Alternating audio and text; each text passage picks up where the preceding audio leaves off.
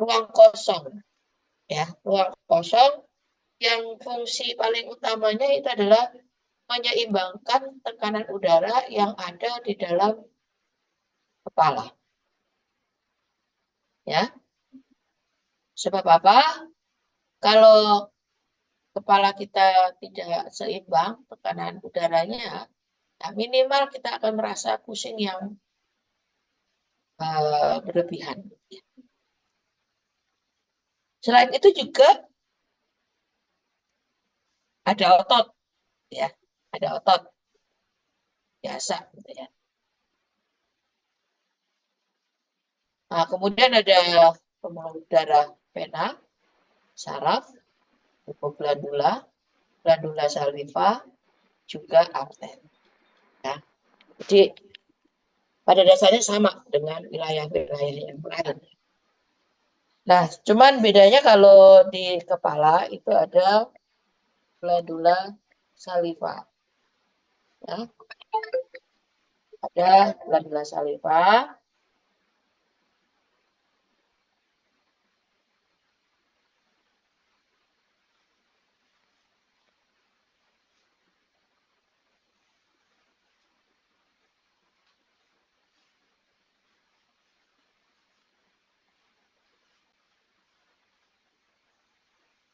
Glandula saliva itu adalah kelenjar air ludah, ya nak ya.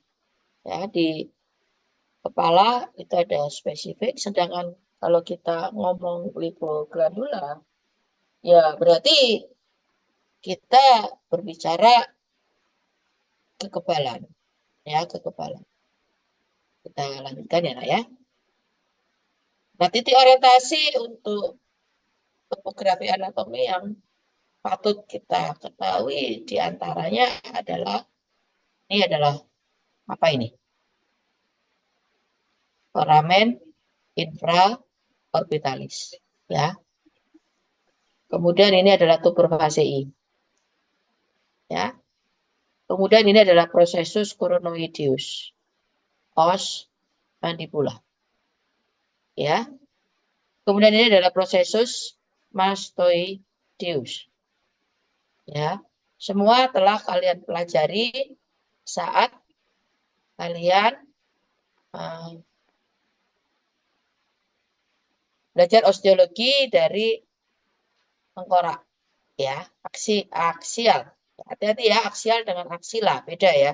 Kalau aksial itu berarti mulai dari kranium hingga ke ekor, termasuk rusuk, sternum, rusuk, costae, dan sternum. Tapi kalau aksila itu ketiak, ya, pangkal dari eh, bagian atas dari kaki depan. Dan ini adalah prosesus jugularis, ya. Dan ini adalah mandibula, angulus mandibula, ya, angulus mandibula. Nah, ini struktur-struktur yang sebenarnya kalian bisa rasakan dari luar, ya. Ada kadaver Anda, ya, tentunya bisa Anda rasakan pada bisa Anda rasakan pada hewan hidup, gitu ya, untuk tahu posisi-posisi yang penting. Seperti misalnya nanti kita berbicara Gustus, gitu ya. Itu uh, itu apa namanya, penting artinya pada kuda, gitu ya, pada kuda. Kemudian ada os nasale di sini, ya. Nah, ini adalah incisura naso-incisiva, ya. Jadi antara os nasal dengan os incisivu, ya, incisiva, incisivus. Kemudian ini adalah fossa temporale, ya. Ini legokan ini, ya. Kemudian juga ada linea temporalis. Ya, ini kerasa ini. Ya, dari luar ini terasa. Meraba. Kemudian ada crista temporalis. ya. Dan tidak lupa kita patut tahu keberadaan dari margo alveolaris. Ya, margo alveolaris itu. Kemudian ini adalah prosesus nasalis, ya. Nah, setelah kita tahu titik orientasinya, selanjutnya kita patut tahu musculus cutaneus yang ada di wajah. Nah, ini yang jadi modelnya adalah anjing gitu ya. Ada yang disebut dengan musculus cutaneus nasi, ya. Kemudian musculus cutaneus labiorum, ya. Ini cutaneus nasi, ini cutaneus labiorum, ya. Kemudian selain musculus cutaneus, ya, kita juga membagi otot-otot yang ada di wilayah kepala itu menjadi otot yang bisa memberikan ekspresi, ya, ekspresi pada hewan. Nah, ini yang di area hidung, ya, di sekitar hidung. Ini adalah musculus levator labii superioris nasi, ya. Jadi ini blend ya, nah, ya. Ini sebenarnya dua otot sih sebenarnya. Ya. Ini yang levator labii, ya. Musculus levator labii, sedangkan yang ini adalah musculus superior nasi, ya. Kemudian setelah lapis pertama tadi disisihkan, ya, maka pada kuping hidung, ya, cuping hidung itu tahu ya nak ya, cuping hidung itu. Ini ya, ini cuping hidungnya. Ini cuping hidung. Dan tentunya include di dalamnya adalah bibir bagian atas, maka kalian akan menemukan musculus levator labii superior. Ya. Selain itu, Anda juga akan mendapatkan musculus caninus, ya, dan musculus depressor labii superior. Jadi ada levator labii superior dan ada depressor labii superior. Kalau levator ya tentunya dia akan mengangkat, ya, bibir bagian atas, sementara kalau depressor mengembalikan. Nah, ini bisa terjadi pada saat hewan itu menyeringai gitu ya. Menyeringai atau pada saat dia mengembik gitu ya. Itu kan pasti dia akan apa namanya? Nampak di sini, ya, nampak di sini.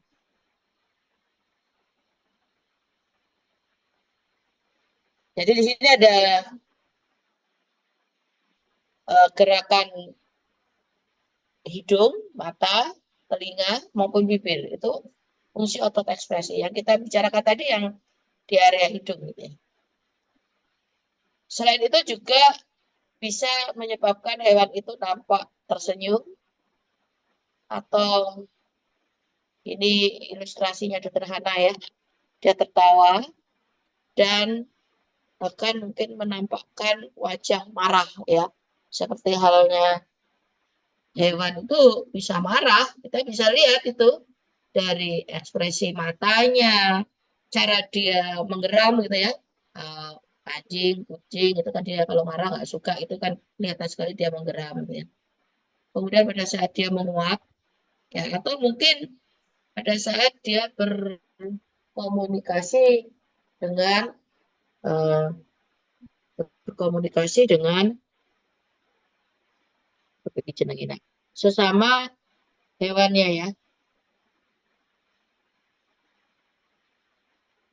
Kemudian pada beberapa hewan ya, itu dia juga memberikan rasa sayang pada anaknya ya. Ini juga dilakukan pada fungsi otot ekspresi yang ada di wilayah hidung maupun lidah bibir bagian atas gitu ya. Kemudian berikutnya otot pipi dan bibir. Otot pipi dan bibir. Kalau otot pipi udah jelas mayoritas dia berperan untuk mengunyah, ya, untuk mengunyah. Nah, di situ ada musculus depressor labii inferior. Jadi musculus depressor labii superior, ya. Jadi ini yang di bagian bawah. Mungkin agak sulit ya, Pak, ya. Kalian membayangkan ini. Kalian kemarin praktikumnya online ya, betul ya? Ya, dokter online. Tapi nanti pada saat offline minggu depan, kalian cek lagi satu persatu. Ya, karena biasanya meleset antara apa yang Anda bayangkan dengan posisi yang real. Apalagi kalau cara menginsisinya berbeda. Gitu ya. Jadi sebaiknya Anda nanti pada saat offline diulangi lagi. Kemudian itu adalah musculus pusinator, ya. Musculus pusinator itu area gusi, nah ya, area gusi. Kemudian itu adalah sigmomaticus, ya. Jelas sekali kalau musculus sigmomaticus Anda pasti menemukan ini, ya. Jelas sekali Anda bisa menemukan ini. Kemudian di situ adalah musculus orbicularis oris. Musculus orbicularis oris itu ada di sudut dari bibir ya, nah ya. Ada di sudut dari bibir. Dia sebenarnya mengelilingi bibir sebenarnya, ya. Itu namanya adalah orbicularis oris. Kemudian itu adalah musculus depressor anguli oris. Jadi dia itu menekan sudut dari bibir, ya, mengembalikan ke posisi semula. Ini kalau potongan melintang, ya, potongan melintang pada bagian depan dari orbita, jadi memotong mulai dari hidung, ya, sampai dengan maksila mandibula, gitu ya. Itu yang patut kalian ketahui, itu adalah musculus pusinatornya, ini di posisi di sini. Ya. Dan di bagian dalam juga ada.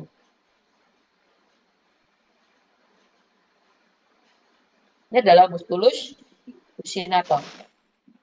Ya. Kemudian ada beberapa struktur, terutama vena, yang nampak jelas, kelihatan banget ya pada kepala, ya.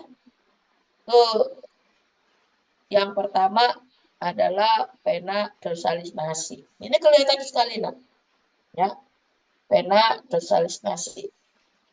Kemudian itu adalah vena angularis oculi. Jadi dia dari sudut bola mata, ya, dari sudut mata. Dan mereka berdua ini nantinya akan bermuara pada vena facialis, ya. Nah ini ya, kita perhatikan, ini ada arteri vena nervus infraorbitalis. Jadi ini tadi kan foramen infraorbitalis, ya, kelihatan sekali di sini. Maka di sini kalian akan menemukan atau terdeteksi, ya, terbesit arteri, vena maupun nervus infraorbitalis. Kemudian kalau kita lihat arterial yang harus kalian waspadai itu adalah arteri transversa fasei. Ya, ini adalah arteri transversa fasei. Kemudian ada arteri labialis maxillaris. Jadi ini menuju ke bibir atas, ya, bibir atas. Kemudian ada labialis mandibularis, berarti yang bagian bawah, ya, yang di bagian.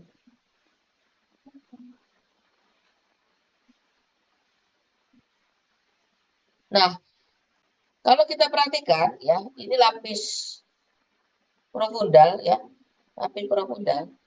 Kalian nanti akan menemukan arteri labialis superior yang bagian atas ini dan inferior bagian bawah ini.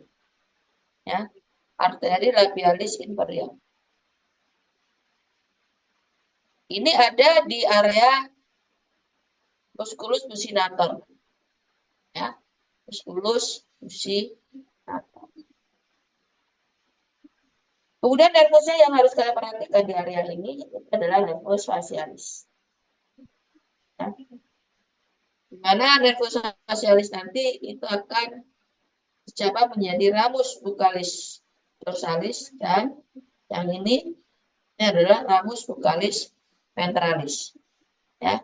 Dan ini adalah cabang dari nervus facialis di area buccinator, di area busi, ya, dia akan terpecah menjadi dua saraf yang besar, ya, itu ramus buccalis dorsalis dan ramus buccalis ventralis. Kemudian kita lihat sini ada nervus buccalis ya, ada nervus buccalis. Jadi di bagian dalam ya, bagian dalam di sekitar dari musculus buccinator ya. Kemudian itu adalah glandula buccalis. Sorry. Nah, ini adalah glandula buccalis.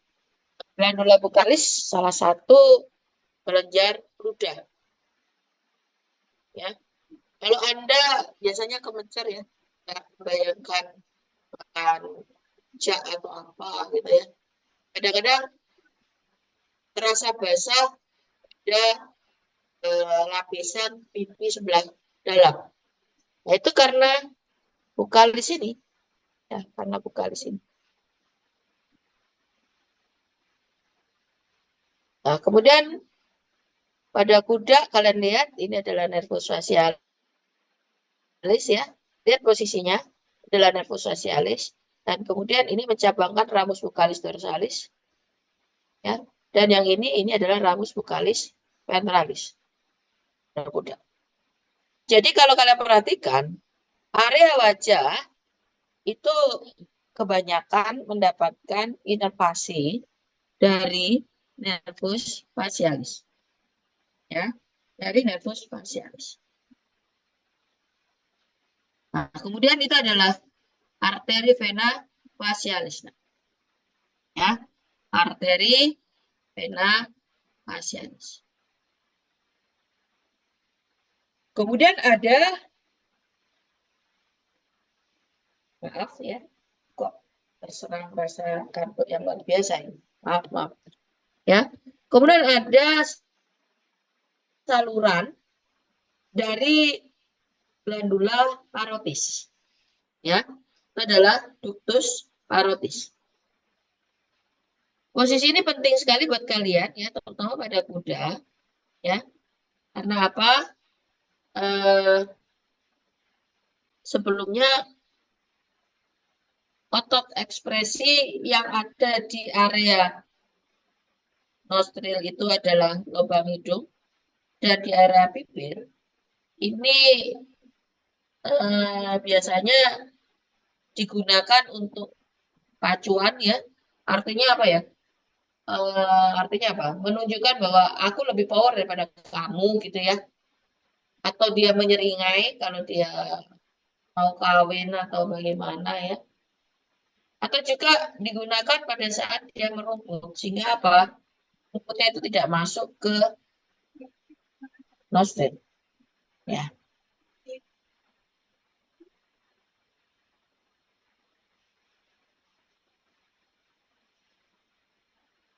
Nah, ini kemudian ini ada saccus guturalis. Nah, ini garis bawahi ya, Nak ya. Saccus guturalis.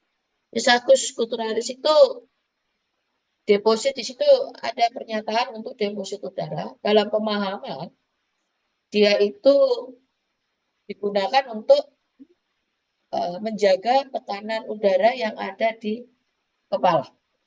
Ya, ini posisinya.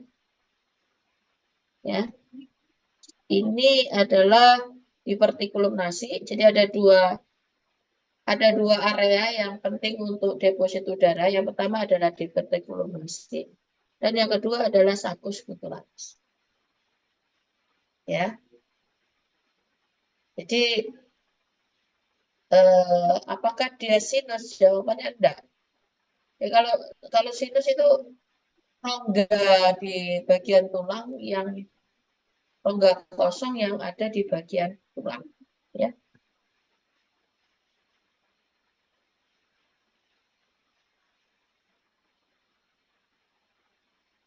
Nah, kenapa saccus scutularis itu penting? Karena dia bisa mengalami infeksi. Nah, sedangkan divertikulum nasi itu untuk pada saat pacuan itu membutuhkan oksigen lebih banyak.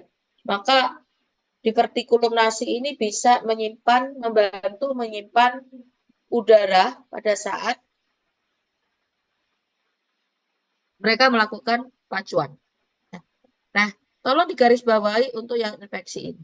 Lihat posisinya di sebelah sini ya. Kenapa itu penting? Ya,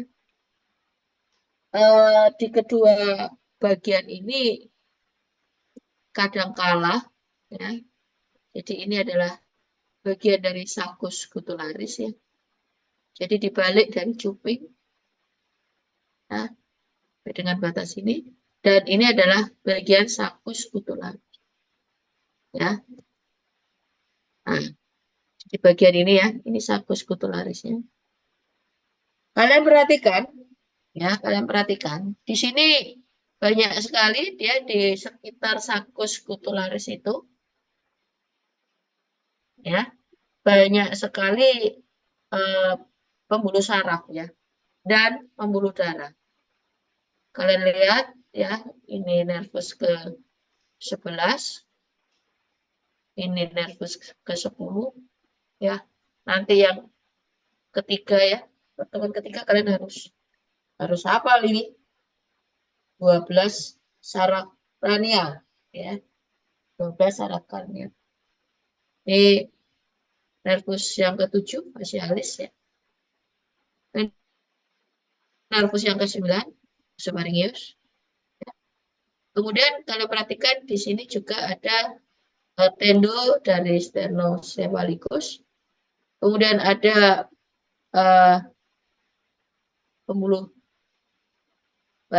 darah balik ya. Baik itu vena linguofacialis maupun vena jugularis. Ya. Kemudian ada di sini ini arteri carotis communis. Ya, arteri carotis communis ini yang internalnya, arteri carotis internal. Dan ada limfonodul retroparingeal medial. Ya. Ini penting, kenapa? Kalau si saccus scutularis ini mengalami infeksi, dia bengkak. Akibatnya apa yang terjadi? Pembuluh-pembuluh saraf, pembuluh darah, termasuk lipoglandula itu akan kekencang. Ya, akan kekencang. Dan tentunya akan jadi masalah, ya. Biasanya akan terjadi apa yang disebut dengan paralisa wajah. Ya. Jadi ini memble, ya. Ini adalah lipoglandula parotis ya. Dia akan membengkak, ya. Kemudian yang terjadi adalah nervus facialisnya itu tertekan di sini, tergencet ya, mengalami tekanan. Ya otomatis lihat ini dia akan mencabangkan sampai dengan bibir. Dia menjadi memble. Ini yang disebut ciri-ciri paralisa wajah. Berarti ada gangguan pada komponen-komponen di wajah. Selain itu kelopak mata sayu dan telinga terkulai. Ya, telinga terkulai. Ini adalah ciri-ciri dari paralisa wajah. Ya.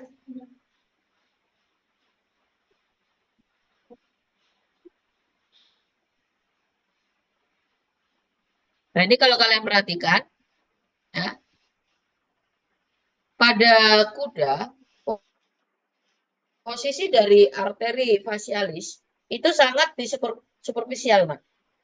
Sehingga dampaknya adalah kita bisa melakukan tindakan penghitungan pulsus pada arteri facialis ini, ya. Nah, ini apabila terjadi infeksi pada sinus maksila, ya, pada sinus maksila, itu akan berdampak pada terkumpulnya eksudat pus yang nanas, ya, di dalam sinus ini. Nah, ini tidak boleh terjadi, harus dikeluarkan, ya. Apakah ini terjadi pada human? Jawabannya iya, bisa terjadi pada human, ya. Ini posisinya yang harus melakukan trepinasi, ya, atau mengeluarkan cairan radang.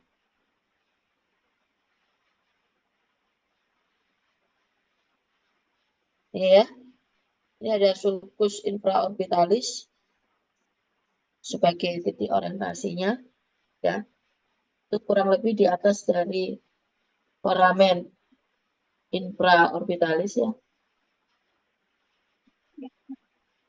Kemudian itu ada sulcus lacrimalis, di sini ada, kita harus hati-hati, ini ada sulcus lacrimalis, saluran yang digunakan untuk keluarnya air mata.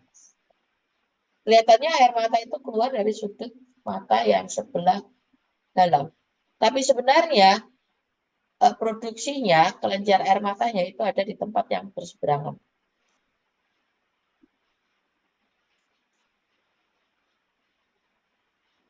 Ya, itu sudah ada warning, jangan melalui batas kotak. Jadi ini ya, nah ini ya, ini nggak boleh. Kita harus perhatikan betul-betul. Mengapa? Ya, karena kita harus ekstra hati-hati. Itu di situ ada saraf, ya. Ya, ini foramen infraorbitalis. Ini ada foramen mandibula. Nah, ini ada pembuluh saraf utama. Jangan sampai ini terkena. Ya, jangan sampai dia terkena. Jadi tujuan kita adalah untuk mengambil ruang kosong pada maksila, ya, sinus maksila ini. Ini namanya trepanasi. Ada anjing, ya. Kita perhatikan adalah nervus facialisnya, ya.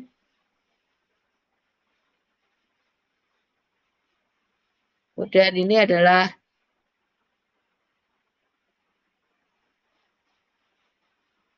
ramus bukalisnya, ya. Dan yang ini adalah ramus ventralis, ramus bukalis ventralis, ya. Kemudian ada arteri vena facialis, ya, arteri vena facialis. Nanti kalian bisa melihat biasanya nervus facialis itu tertutup oleh glandula parotis, ya. Itu adalah ductus parotis, ya, atau ductus parotidius, ya, parotis. Kemudian kita lihat otot ekstrinsik ekspresif, ya, yang ada pada area telinga. Ini ada dua tulang yang harus kalian perhatikan, ya. Yang pertama adalah corpus adiposum extraorbitalum. Ini bukan tulang tapi kumpulan dari lemak, ya, kumpulan dari lemak, itu sangat jelas nampak, gitu ya. Sedangkan ini adalah tulang rawan. Ya. Nah, ini kalau Kalau dari tadi kan muskulus psikomaticus ya, kan muskulus psikomaticus. Maka ini adalah psikomatico auricularis. Jadi dari psikomaticus ke telinga, ya, ke telinga. Nah, itu adalah cartilagus scutularis. Ini jelas bisa Anda raba, ya, bisa Anda temukan cartilagus scutularis. Maka otot-otot yang ada di area ini, ya, ini adalah musculus scutulo-auricularis superficialis. Jadi dari cartilagus scutularis ke auricularis. Ya. Kemudian itu adalah fronto scutularis, ya. Kemudian itu adalah cervico auricularis. Jadi dari ke arah cervix ya pada belakang telinga, ya. Nah, itu adalah musculus parotido auricularis. Ini jelas sekali kelihatan parotido auricularis, ya. Parotido auricularis. Nah, itu adalah psikomatico auricularis. Ya. Itu parotido auricularis.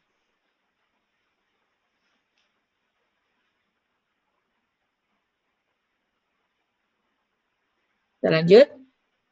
Ya.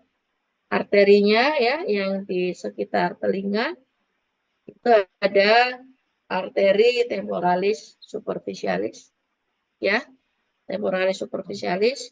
Kemudian ada arteri auricularis rotalis. Sebentar, Pak, sebentar.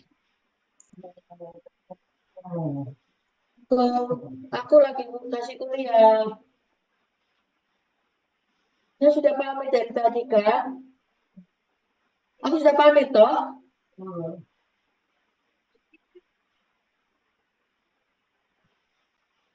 Ya, jadi sekali lagi ini ada arteri temporalis superficialis. Ini adalah arteri auricularis rotalis ya. Dan yang di belakang ini adalah auricularis caudalis.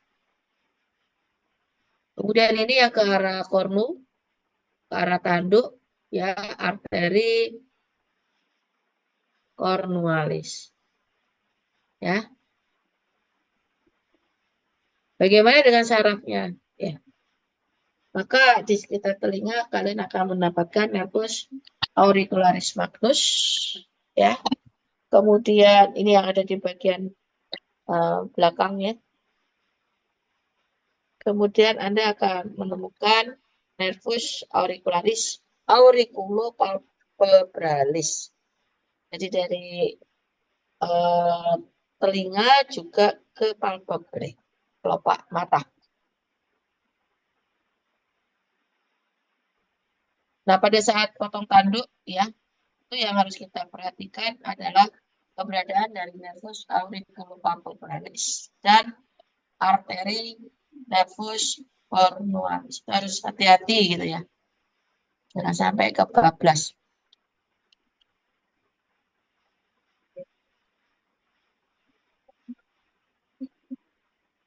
Untuk melakukan anestesi pada nervus cornualis, ya, itu Anda bisa mendeteksinya dengan meraba linea temporalis. Di sini kan linea temporalis tadi. Sini linea temporalis. Kemudian hampir sama dengan sinus maxillaris ya. Maka pada sinus frontalis maupun sinus cornualis itu kalian harus ekstra hati-hati. Ini juga mungkin sekali terjadi proses peradangan dan Anda harus melakukan trepanasi. Ini juga harus hati-hati di sini. Ya. Ini adalah posisi dari sinus cornualis, ya. Dan di sini adalah frontalis. Ini ada sulcus supraorbitalis.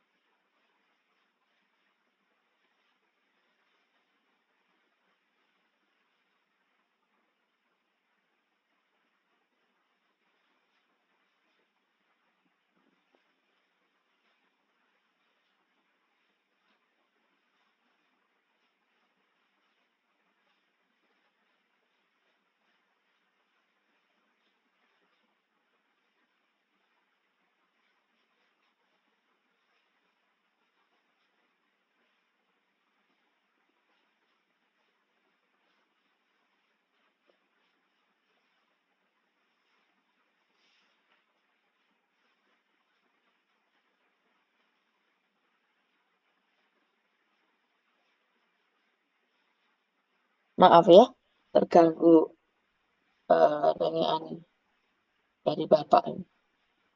Oke, baik. Kita lanjutkan. Nah, ini ya.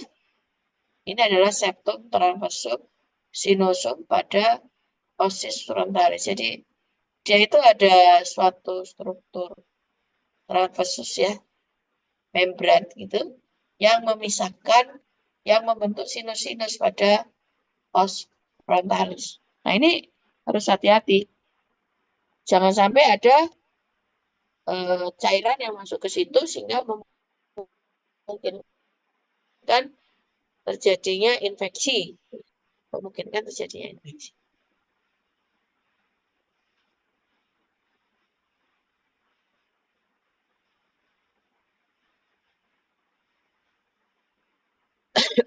Kita lanjutkan ya. Nah, ini adalah arteri temporalis superficialis. Ini menuju ke kornea ya. Dan menuju ke kornea. Kemudian ada arteri palpebrae superior lateralis. Ini kelihatan juga. Suara saya sudah terdengar jelas, nak? Halo? Jelas, Dok. Terdengar jelas? Jelas ya, karena barusan ada notifikasi internetnya tidak stabil. Nah, kemudian itu ya yang adalah arteri cornualis ya. Yang tadi ya, yang tadi banyak-banyak itu menuju ke tanduk ya, adalah arteri cornualis yang dicabangkan oleh arteri temporalis superficialis. Otot ekstrinsik di sekitar orbita, ya di sekitar bola mata. Ya, yang pertama yang mengelilingi bola mata itu adalah musculus orbicularis oculi, ya. Kemudian di sekitar palpebrae atau kelopak mata, ya, itu kalian akan menemukan musculus malaris, ya, ini malaris. Kemudian musculus depressor palpebrae inferior, ya, ini depressor palpebrae inferior. Kemudian kalau kita perhatikan pada kuda, itu ada musculus corrugator supercili. Jadi dia itu ada suatu struktur ya, aneksa tambahan pada kelopak mata kuda yang disebut dengan sili. Ya, nah itu yang menggerakkannya adalah musculus corrugator supercili. Kemudian otot-otot pemamah biak, ya, otot-otot pemamah biak. Sebentar, saya ngambil kabel dulu. Nah, sabar.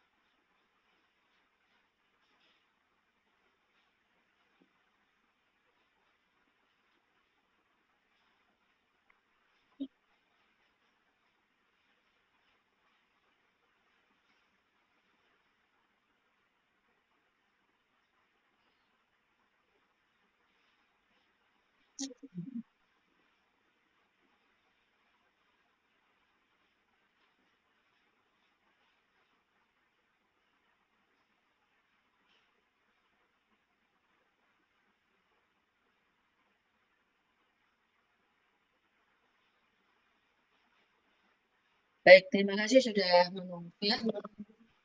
Baik, sekarang kita lihat otot pemamah biak ya. Ini ada tendon dari musculus sternomandibularis.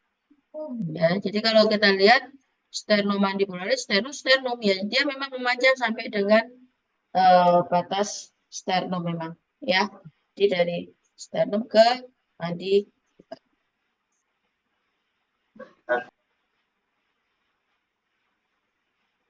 Oke, lanjutkan. Kemudian ada muskulus yang paling besar yaitu muskulus masseter. Ya. Awas hati-hati tadi malaris ya. Ini masseter. Jadi masseter itu adalah otot pengunyah ya. Otot pemamah biak. Dan pada hewan pemamah biak, tentunya otot ini berkembang dengan baik karena dia fungsinya untuk memamah biak, ya. Nah, ini kalau kita lihat potongan melintangnya, nak, nah itulah masseternya ya. Ini posisi dari masseter. Ini bukalis di sini. Ya, ini bukalis. Ini masseter. Kemudian ini di bagian profunda kalian akan menemukan musculus trapezius. Ini juga membantu proses memamah biak, ya, membantu proses memamah biak.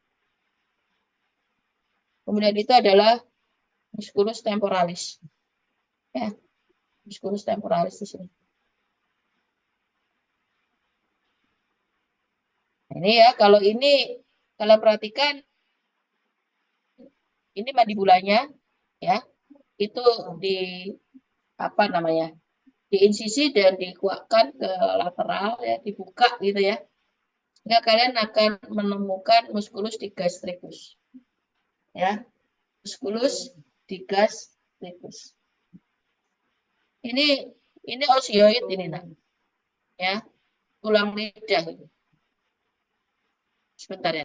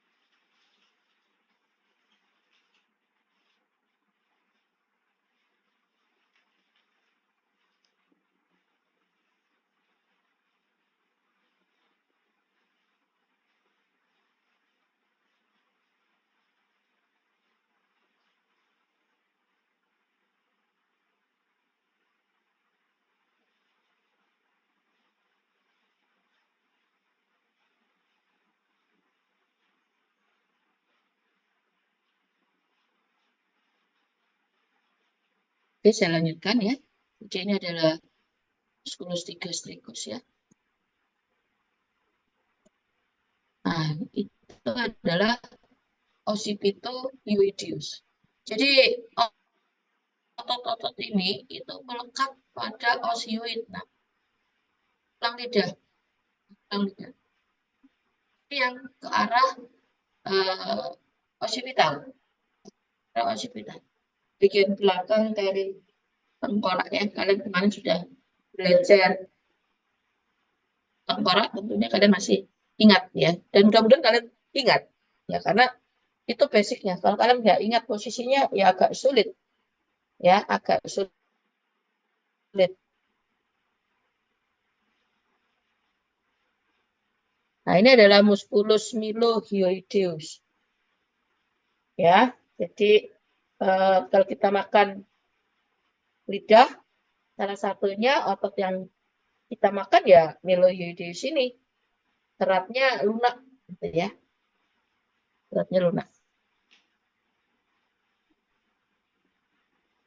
Nah, ini adalah digastricusnya, nak ya.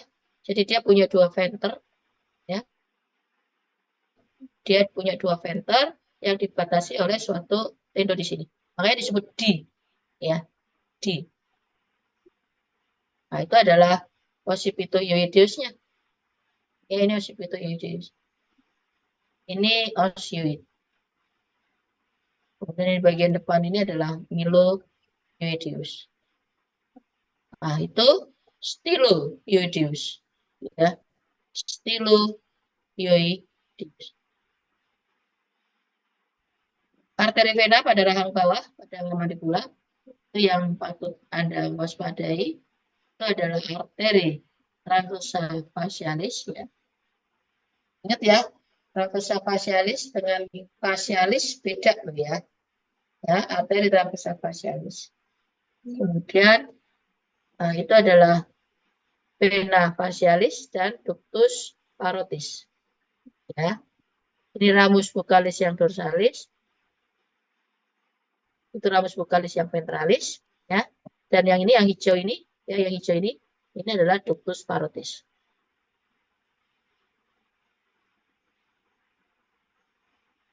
Kemudian ada beberapa tendo yang harus kalian waspadai, yang dalam tanda petik dia melintas pada permukaan superficial dari musculus masseter. Karena apa?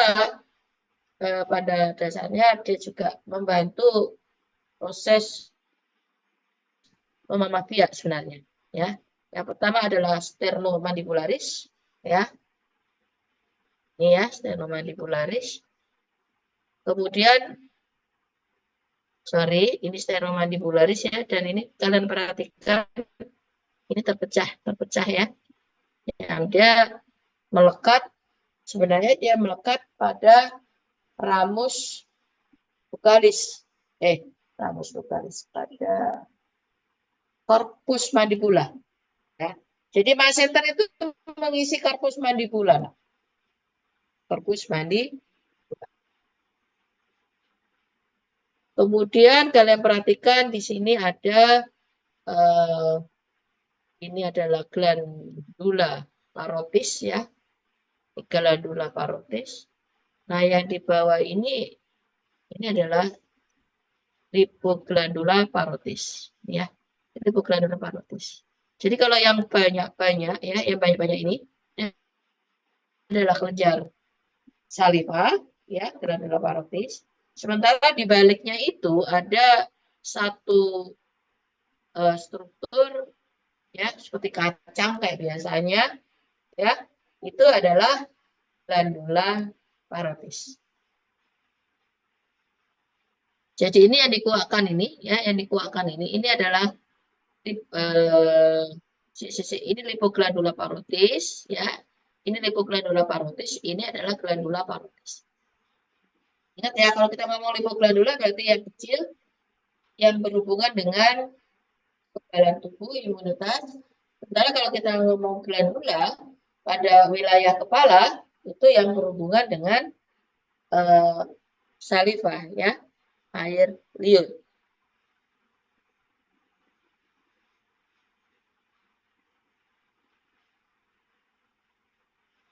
Ya. Nah, itu adalah ductus parotis ya. Ductus parotis. Nah, ini kalau kita lihat ya. Ini ada glandula mandibularis nih di sini. Bawah sini. Ya. Sedangkan ini adalah lipoglandula mandibularis. Ya, jadi pada rahang bawah, ya, pada rahang bawah. Kemudian pada dahi, ya, termasuk pelipis, ya. Kita perhatikan di situ ada temporalis tadi Anda sudah temukan, ya, dan itu adalah musculus frontalis, ya.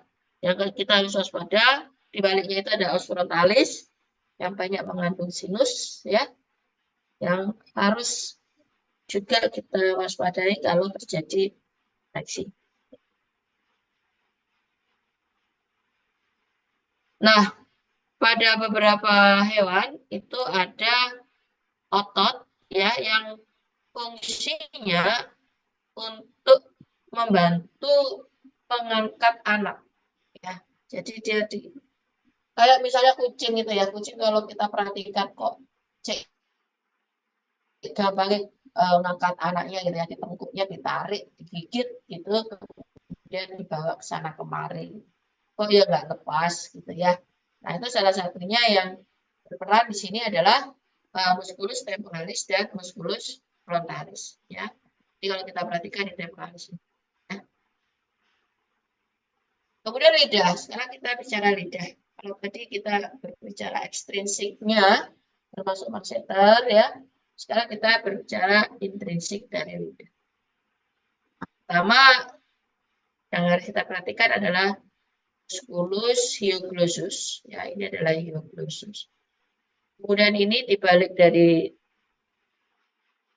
ini di gastricus ya, ini di gastricus. Ini adalah styloglossus ya. Kemudian selain itu kita juga patut memperhatikan keberadaan dari musculus genioglossus ya. Ini yang seratnya lunak ya. Seratnya lunak yang di bagian tengah. Kalau di bagian tepi tadi milohyoid ya, milohyoid. Nah, ini ada di bagian tengah. Jadi kalau kita potong melintang ya, kita perhatikan ini adalah styloglossus, maaf. Ini adalah hyoglossus ya. Kemudian ini adalah genioglossus. Ya, ini genioglossus. Genio itu yang paling lebar gitu ya. Genioglossus, hyoglossus, styloglossus. Ini tadi sudah diulangi ya. Ini glossus, ini styloglossus. Ini sama ya. Double ya. Double ini. Di posisinya ini adalah styloglossus. Ini adalah milo dan genioglossus. Nah, yang terpenting di sini ada nervus hypoglossus. Ya, ini nervus hypoglossus. Awas hati-hati ini dibuka ya. Rahang bawahnya dilepas. Mandibulanya dilepas. Maka akan kita jumpai gambaran yang seperti ini.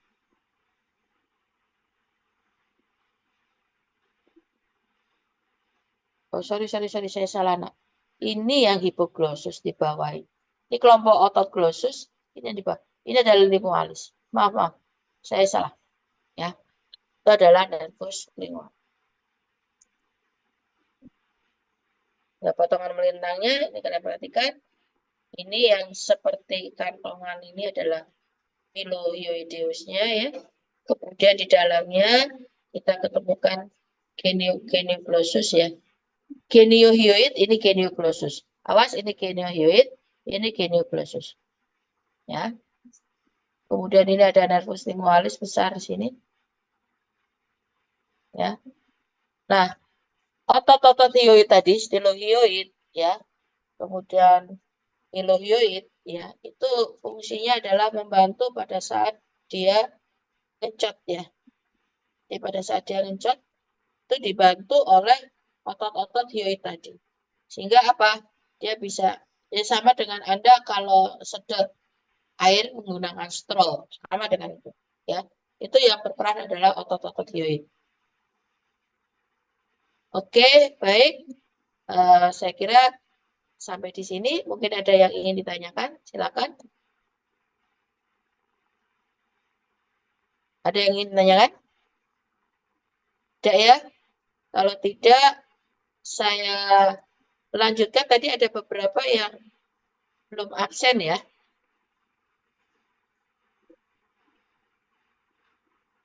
Ada beberapa yang belum absen. Saya ulangi lagi.